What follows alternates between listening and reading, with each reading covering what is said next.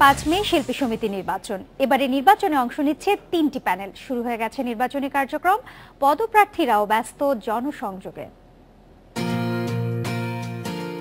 চলচ্চিত্র শিল্পী সমিতির নেতৃত্বে ছিলেন শাকিব খান ও অমিত হাসান। শেষ হয়েছে তাদের 2 বছরের মেয়াদ।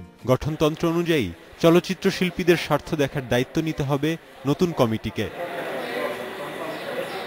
5 মে অনুষ্ঠিতব্য নির্বাচনে 3 প্যানেলে সভাপতি পদে প্রতিদ্বন্দ্বিতা করবেন ওমর সানি, ড্যানি সিডাক ও মিশা সওদাগর। 21টি পদের জন্য লড়বেন মোট 59 জন প্রার্থী, আর ভোট দেবেন সমিতির 624 জন সদস্য। এফডিসিতে পুরোদমে চলছে প্রার্থীদের জনসংযোগ।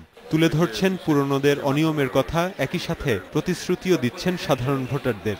বিগত দিনে যারা ছিল বা আছে তারা আমার ভাই ব্রাদার, আমার কলিগ, তো তারা বিভিন্ন সময় বিভিন্ন রকম ওয়াদা করেছে, সেই ওয়াদাগুলো পালন করে। নাম্বার 1 হলো যে আমার শিল্পীদের জন্য আমি আমার নিজ উদ্যোগে একটা বাসস্থান আমি তৈরি করব, যেখানে আমার শিল্পীরা থাকবেন। সেকেন্ড হলো আমি শিল্পী পরিবারকে মানে লেখাপড়ার ব্যবস্থা করে দিব, তাদের বাচ্চারা লেখাপড়া করবে, তাদের সব খরচ আমি বহন করব। 3 নম্বর হলো তাদের চিকিৎসা সেবা যত কিছু লাগুক আমি নিজে অর্থ বহন করব। 2 বছরে এমন কোনো কার্যক্রম শিল্পীদেরকে দেখি নাই যেখানে শিল্পী সমিতির কোনো ভূমিকা রাখার মতো। এই জন্য আমরা এবার ম্যান্ডেটরি যে চেষ্টা করেছি, যেটা আমরা কোনো দুস্থ বলি নাই, অসচ্ছল শিল্পী যারা আছে তাদের একটা তালিকা করব, আমরা যেন প্রতিনিয়ত তাদের কাছে একটা সেবা পৌঁছে দিতে পারি।